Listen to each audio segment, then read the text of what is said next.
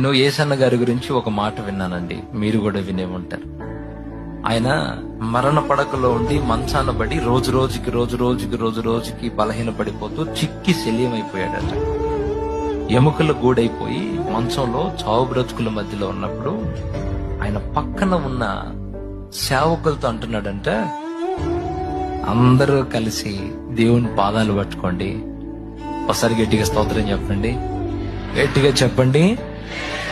ఆయన అన్న మాట ఒక దైవజనుడు చెప్తే నేను విన్నాను.